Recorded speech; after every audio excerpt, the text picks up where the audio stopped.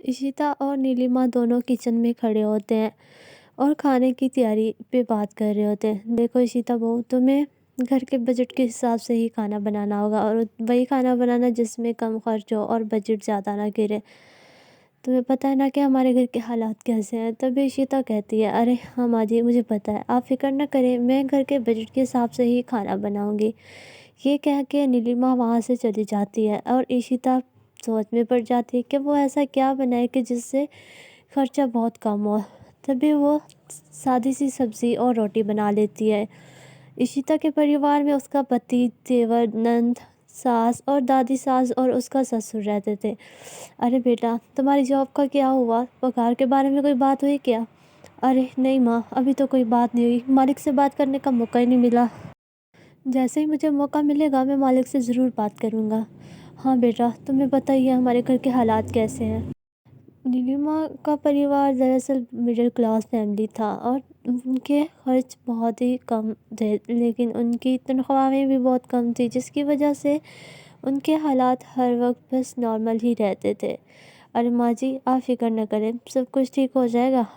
तभी सब बाहर बैठे, नीलिमा अंदर खाना बना रही होती है तो खाने का वेट कर रहे होते हैं, जबकि अजय और विजय दोनों ही एक कंपनी में काम करते होते हैं, जहाँ पे वो मज़दूरी का काम करते हैं। और उसके बाद नीलिमा सबके लिए खाना बनाती है और फिर सबको खाना खाने के लिए परोसती है। सब बैठ के खाना खाते हैं। अरे बहू, अच्छा किया तुमने सब्ज़ी बना दी, इससे खर्च भी कम होगा। अरे हाँ माँ जी, मुझे पता है। तभी इसी तरह से कुछ दिन गुजर जाते हैं और फिर उनके घर में लगातार ही बजट को देख के खाना बनता था। वो रात दिन में सब्ज़ी बना देती थी तो रात में सबके लिए चावल बाल कर देती। कुछ दिन गुजरने के बाद सब घर वाले विजय के लिए लड़की ढूंढ के विजय की भी शादी कर देते हैं। विजय की दुल्हन बहुत ज़्यादा खूबसूरत होती है, जिसका नाम सरिता होता है। इस तरह से कुछ दिन गुजर जाते हैं शादी को और सब परिवार वाले मिलजुल कर रहते हैं। और फिर उससे अगले ही दिन सुबह सुबह ही इशिता घर की सफाई करने में लगी होती है तो सरिता सबके कपड़े धोने में लगी होती है। इस तरह से कुछ टाइम गुजरता है और दोपहर के खाने का टाइम हो जाता है। तभी इशिता सरिता से कहती है, अरे सरिता, तुम ऐसा करो कि सबके लिए खाना बना दो, आज मेरे को सर में दर्द हो रहा है तो मैं जाकर रेस्ट करती हूँ। अरे ठीक है भाभी, आप फिक्र ना करें, मैं खाना बना लूँगी। तभी इशिता कमरे में आके सोने लग जाती है। अरे सरिता को तो मैंने बताया ही नहीं कि घर के बजट के हिसाब से ही खाना बनता है, और पता नहीं वो क्या बनाएगी। अच्छा, खुद ही माँ जी बता देंगी उसको। तो दूसरी तरफ इशिता खड़ी किचन में सोच रही होती है कि वो सबके लिए क्या बनाए। तभी उसको दिमाग में आता है कि वो सबके लिए मिक्स सब्ज़ी, चावल, पुलाव और रायता सारा कुछ बनाएगी। तभी इतने दिन में सोचने के बाद वो काफ़ी सारे खाने बनाना शुरू कर देती है और देखते ही देखते वो काफ़ी सारी सब्जियां बना लेती है, जिससे कि किचन की काफ़ी चीज़ें ख़त्म हो जाती हैं। अरे आज मैं ऐसा करती हूँ कि साथ वाली श्यामलाल की दुकान से जहाँ पे हमारा खाता है सामान ले आती हूँ। सरिता वहाँ पे पहुँचती है। अरे भाई साहब, मुझे आप कुछ खो भी दे दो और कुछ समोसे पकौड़ों का आटा भी दे दो। तभी इतने में वो दुकानदार से सारी चीज़ें लेती है। दुकानदार कहता है, अरे बहू, आपको किसने भेजा? अरे मैं नीलिमा की ही बहू हूँ, उन्होंने मुझे भेजा है। अरे वो तो मुझे पता है, लेकिन इतना सब कुछ उन्होंने कभी मंगवाया नहीं ना। अरे हाँ मुझे पता है, लेकिन आप मुझे दे दो उनके खाते में। तभी सरिता अपनी सास के खाते में काफ़ी सारा सामान लेके आती है और फिर उससे कचौरी, समोसे, पूरी और काफ़ी कुछ बनाती है। कुछ देर के बाद अजय और विजय दोनों घर आ जाते हैं। सब खाना खाने के लिए बैठते हैं। दूसरी तरफ से इशिता भी कमरे से उठ के आ रही होती है। तभी उसका पति कहता है, अरे इशिता, अब जल्दी से खाना लगा दो, बहुत भूख लग रही है। सरिता सबको खाना परोसने की तैयारी कर रही होती है। जैसे ही वो सबको खाना परोसती है, इतना ज़्यादा खाना देख के सब हैरान होते हैं। अरे ये क्या, वो मैंने तो अपनी ज़िंदगी में पहली बार इतना ज़्यादा खाना देखा है, इतना खाना किसने बनाया है? तभी सरिता कहती, अरे माँ जी, मैंने बनाया है, मैंने सब कुछ आप लोगों के लिए ही बनाया है। सब इतना ज़्यादा खाना देख के हैरान होते हैं। तो अरे सरिता, तुम्हें भाभी ने घर के बजट के बारे में नहीं बताया क्या?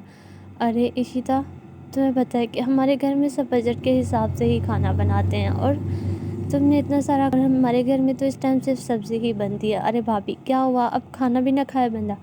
इतनी अच्छी डिशेज़, मेरी पहली रसोई थी, तो क्या मैं उसमें सब्ज़ी बना के रख देती? मुझे ये सब कुछ पसंद नहीं है और मुझे तो अच्छा खाना पसंद है खाना। तभी इतने में उसकी सास भी गुस्सा करने लग जाती है और कहती है, अरे बहू, तुम्हें नहीं पता कि हमारे घर के हालात कैसे हैं और बेटों की कमाई भी बहुत कम है। इशिता को भी मैंने समझाया हुआ है और घर के बजट के हिसाब से ही वो खाना बनाती है और तुम्हें भी वैसे ही बनाना पड़ेगा जैसे इशिता बनाती आई है। अरे माँ जी, मुझसे तो ये दाल सब्ज़ी नहीं खाई जाती और अब क्या बंदा खाए भी ना। मुझे ये दाल सब्ज़ी बिल्कुल भी पसंद नहीं है, मुझे तो अच्छे-अच्छे खाना खाने पसंद है। अरे बहू, तुम्हें बात में समझ नहीं आ रही कि मैं क्या कह रही हूँ? घर के बजट के हमारे घर में इतने ज़्यादा पैसे नहीं है कि हम इतने बड़ी-बड़ी चीज़ें खा सकें और हमारे घर में एक वक़्त में एक ही चीज़ बनती है, इतनी सारी चीज़ें नहीं बनती। सभी सरिता को समझाने में लगे होते हैं, लेकिन सरिता की समझ में किसी की कोई भी बात नहीं आती। तभी इशिता कहती है, अरे माँ जी, अगर इशिता ने अब सबके लिए मन से खाना बना दिया तो अब आप चुप करके खा लो, कोई बात नहीं, आगे से ये ध्यान रखेगी। तभी सब सरिता का बना हुआ खाना खाते हैं। इसी तरह से रात हो जाती है और फिर रात के खाने के समय, अरे सरिता, तुम ऐसा करोगे तो ऐसे चावल बॉयल कर दो रात में खाने के लिए। अरे भाभी, रात में चावल कौन खाता है? मुझे तो सब्ज़ी खानी है, मुझे चावल, रात में चावल तो बिल्कुल भी नहीं खाए जाते। अरे सरिता, तुम्हें नहीं पता हमारे घर के हालात कैसे हैं और हमारे पतियों की भी आमदनी भी बहुत कम है, जिसकी वजह से हमें देख के हाथ चलाना पड़ता है और घर के खर्च का भी ख्याल रखना पड़ता है, जिसमें से हमें घर का बिल, बिजली का बिल और काफ़ी कुछ तय करना होता है। इसी तरह से, अरे दीदी, अब क्या कोई खाना भी ना खाए? बंदा कम से कम अच्छा घर से खाना तो खा सकता है। अरे सरिता, मैं तुम्हें समझा रही हूँ, क्या अभी हमें अपने घर के हालात के मुताबिक ही समझौता करना होगा। तभी सरिता को कोई भी उसकी बात समझ नहीं आ रही होती। अरे भाभी, मुझे पता होता कि ये लोग खाने पीने में इतनी बारीकी करते हैं तो मैं कभी भी विजय से शादी ना करती और मैंने अपनी पाँव पे खुद ही कुल्हाड़ी मार ली। अरे इशिता, ऐसे नहीं कहते सरिता, देखो हमें अपने पतियों की तनख्वाह के मुताबिक ही समझौता करना होगा और उनके हालात को हमें ही समझना होगा। इशिता सरिता को लगातार ही समझा रही होती है, लेकिन सरिता कहाँ समझने वाली थी। इस तरह से कुछ दिन गुजरते हैं और फिर एक दिन बहुत तेज़ बारिश होने लग जाती है। बारिश का मौसम काफ़ी ज़्यादा ठंडा हो चुका था और सब घर वाले घर में बैठे हुए थे। तभी सरिता अपने दिल ही में सोचती है, अरे जब मैं घर होती थी तो बारिश के मौसम में बहुत ही समोसे पकौड़े बना के खाती थी, लेकिन आज भी मैं बना के ही खाऊंगी। तभी सरिता जाती है श्यामलाल की दुकान से काफ़ी सारे समोसे पकौड़ों का सामान लेके आ जाती है। उसके बाद सरिता घर वापिस आने के बाद काफ़ी सारा आटा गूँध देती है समोसे पकौड़ों के लिए और सब कमरों में बैठे होते हैं अपनी ठंड की वजह से। दूसरी तरफ इशिता अपने काम में मसरूफ़ होती है। सरिता सब बेखबर थे कि वो क्या कर रही है। तभी सरिता किचन में समोसे और पकौड़े बनाती है। कुछ ही टाइम के बाद वो काफ़ी सारे समोसे और पकौड़े बनाकर बाहर लेके आती है। तभी इशिता उसे देखती है, अरे सरिता, ये तुम क्या बना के ले आई हो? अरे भाभी, देखा नहीं आपने कि कितनी तेज़ बारिश हो रही है? मेरा तो बड़ा मन कर रहा था समोसे पकौड़े खाने का, इसलिए मैंने सबके लिए बना दिए। अरे बहू, तुम्हें मैंने पहले भी समझाया था, तो मेरी बात समझ में नहीं आई क्या? हम इतना ज़्यादा हैवी खाना नहीं खाते और हमारी इतनी ज़्यादा बजट भी नहीं है कि हम इतने ज़्यादा खाने खा सकें। बजट के हिसाब से ही हमारे घर में ज़्यादा कुछ बनता है। तभी वहाँ पे जय और वजय भी आ जाते हैं। दोनों सास बहू में बहस हो रही होती है। तभी उसके दोनों बेटे भी वहाँ पे आ जाते हैं। तभी आके दोनों, अरे माँ, क्या हुआ? आप दोनों में इस तरह से बहस क्यों हो रही? तभी अपने बेटों को कहती है, अरे मैं तो इसको समझा समझा के थक गई, अब तुम ये बताओ। लेकिन सरिता किसी की भी बात नहीं सुनने को तैयार होती और वो कहती है, अरे माँ जी, अब मैं और नहीं बर्दाश्त कर सकती, मुझे तो इस घर का किचन अलग करना है। तभी इतने में विजय कहता है, अरे सरिता, तुम ये क्या कर रही हो? हमारी तनख्वाह इतनी ज़्यादा नहीं है कि हम घर के बजट उठा सकें और इतना ज़्यादा खाना हमारे घर में तो हर चीज़ कम ही बनती है और बजट के हिसाब से ही बनती है। तभी सरिता को बहुत ज़्यादा गुस्सा आ रहा होता है, अरे मुझे तो किचन ही अलग करना है। तभी उसे इशिता, अरे ये क्या कह रही हो? किचन अलग, इस तरह से घर के बंटवारे अच्छे नहीं होते। लेकिन इशिता को और सरिता को किसी की बात भी समझ नहीं आ रही होती। माँ जी, मुझे कुछ भी नहीं सुनना, मुझे बस अलग होना और मुझे अपनी अलग रसोई चाहिए। इतने में उसकी दादी सास कहती, अरे नीलिमा बहू, तुम ऐसा करो कि इसको अलग रसोई बना दो, बड़ी बहू को अलग रसोई बना दो और अगर ये कह रही है तो तुम ऐसा ही कर दो। तभी इशिता को ये बात पसंद नहीं आती। अरे दादी सास, लेकिन मुझे अलग रसोई नहीं चाहिए, इस घर का बंटवारा ये अच्छी बात तो नहीं है। लेकिन सरिता तो बहुत ज़्यादा खुश होती है। तभी इतने में उसकी सास कहती है, अरे ठीक है सरिता बहू, अगर तुम ऐसा ही चाहती हो तो ऐसा ही होगा। ऐसा करो कि तुम ऊपर अपने कमरे में रसोई बना लो और इशिता बहू अपने कमरे में रसोई बना लेगी।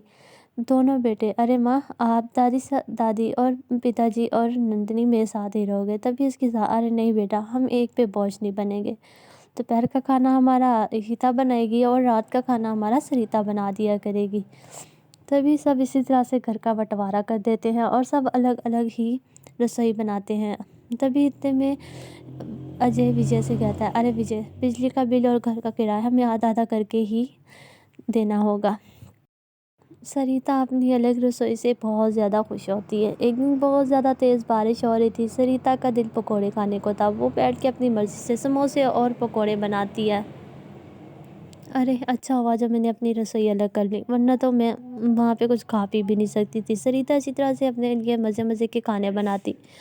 इस तरह से अगले ही दिन दोपहर में इशिता सबके लिए सब्ज़ी बनाती है और सबको सब्ज़ी खाने में देती है। इस तरह से देखते ही देखते शाम हो जाती है और फिर सरिता की बारी होती है।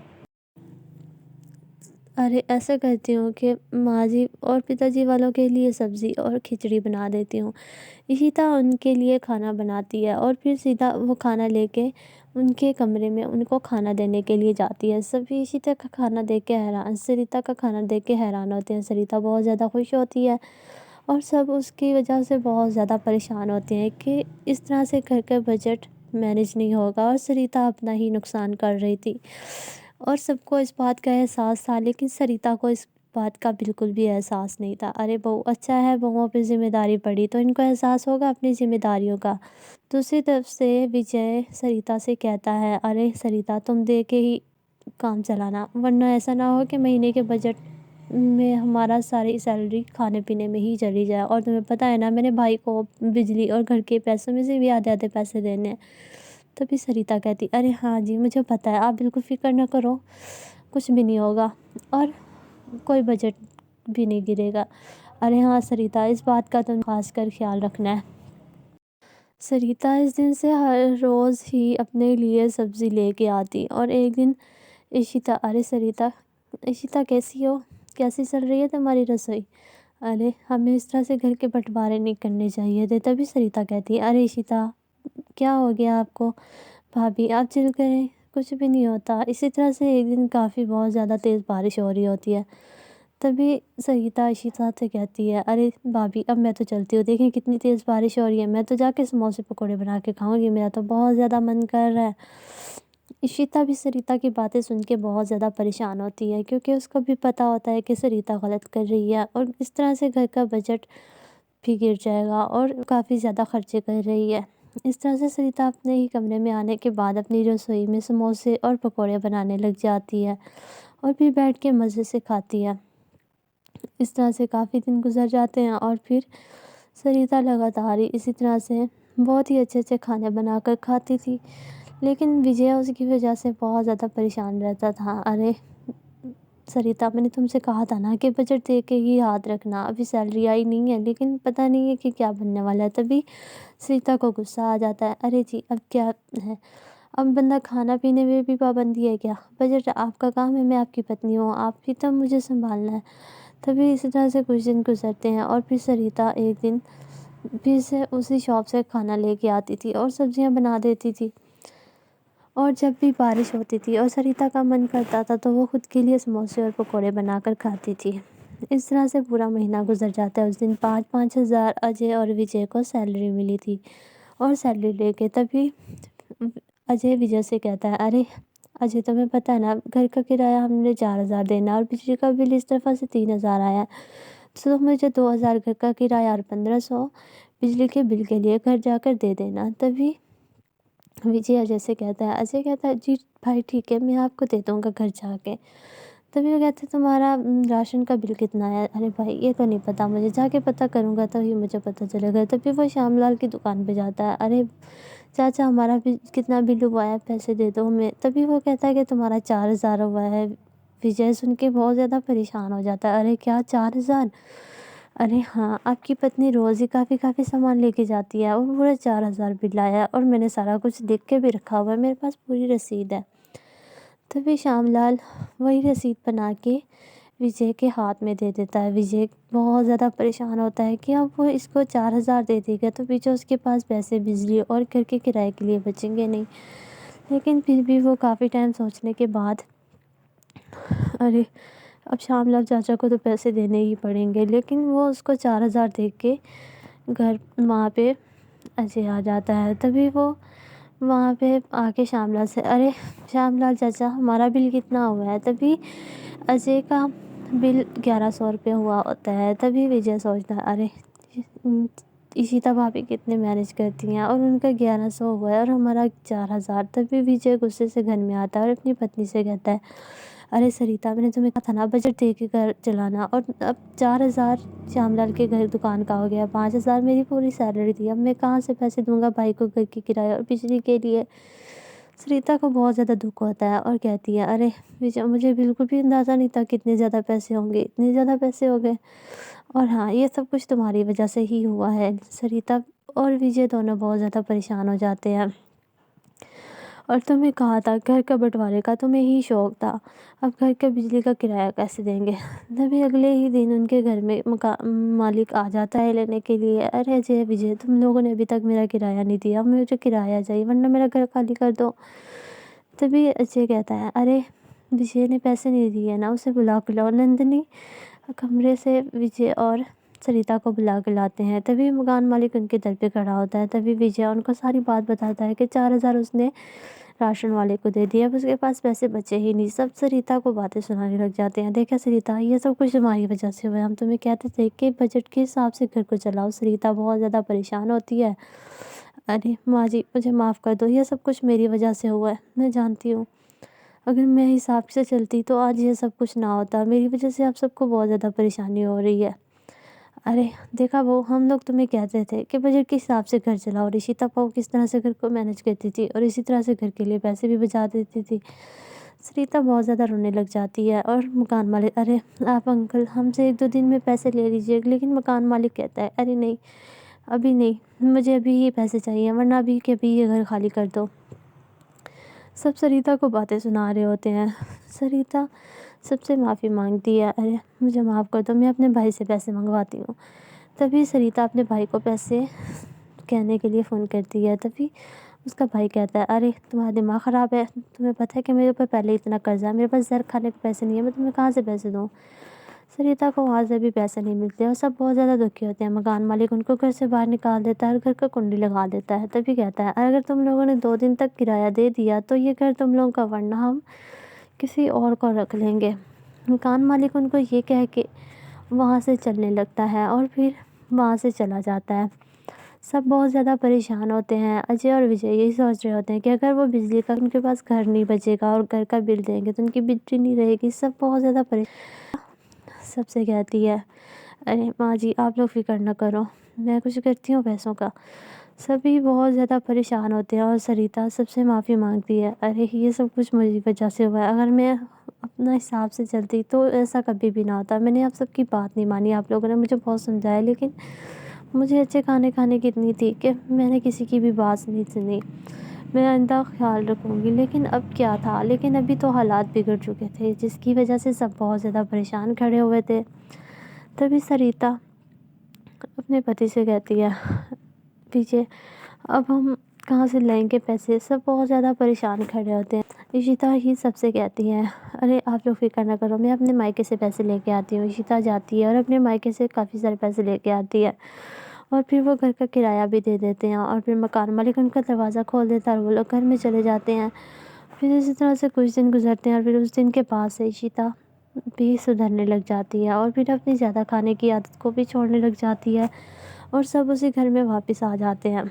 अरे आप सब लोग मुझे माफ़ कर दो, मैं आइंदा कभी भी ऐसा नहीं करूँगा और मैं अपने ही बजट के हिसाब से चलाऊँगी घर को। और उस दिन के बाद से ईशिता और सरिता दोनों एक ही किचन में फिर से खाना बनाने लग गई थी। इसी तरह से सरिता भी ईशिता को देख के घर के बजट के हिसाब से काम करने लग गई थी और फिर उसी तरह से रूटीन से उनके घर में रात में दाल चावल और दिन में सब्ज़ी बनती थी। और आहिस्ता-आहिस्ता से सरिता ने भी उनके हिसाब से रहना शुरू कर दिया था। अब वो बजट के हिसाब से ही खाना बनाती थी और उसने ज़्यादा फ़िज़ूल खर्ची करना भी छोड़ दी थी और महँगे-महँगे खाने बनाना भी छोड़ दिया था।